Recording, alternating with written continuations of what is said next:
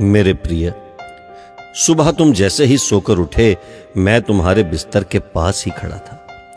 मुझे लगा कि तुम मुझसे कुछ बात करोगे। तुम कल या पिछले हफ्ते हुई किसी बात या घटना के लिए मुझे धन्यवाद कहोगे, लेकिन तुम फटाफट चाय पीकर तैयार होने चले गए और मेरी तरफ देखा भी नहीं।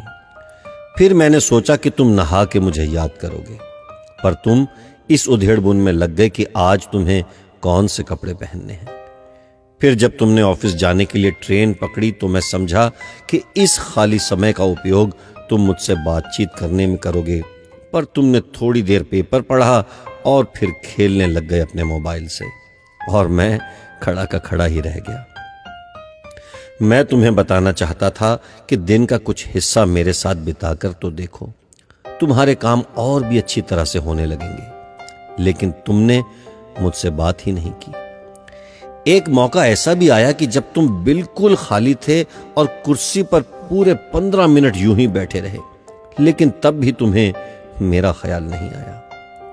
दोपहर के खाने के वक्त जब तुम इधर उधर देख रहे थे तो भी मुझे लगा कि खाना खाने से पहले तुम एक पल के लिए मेरे बारे में सोचोगे, लेकिन यह भी नहीं हुआ। दिन का भी काफी समय बचा था। मुझे लगा कि शायद इस बचे समय में हमारी कुछ बातचीत हो जाएगी, लेकिन घर पहुंचने के बाद तुम रोजमर्रा के कामों में व्यस्त हो गए, और जब वो काम निबट गए तो तुमने टीवी खोल लिया और घंटों तक टीवी देखते रहे। देर रात थक कर तुम बिस्तर पर सो गए।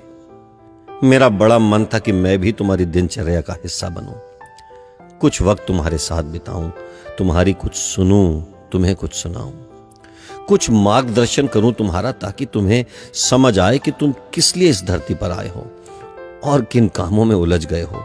लेकिन तुम्हें समय ही नहीं मिला और मैं मन मार कर ही रह गया। मैं तुमसे बहुत प्यार करता हूं।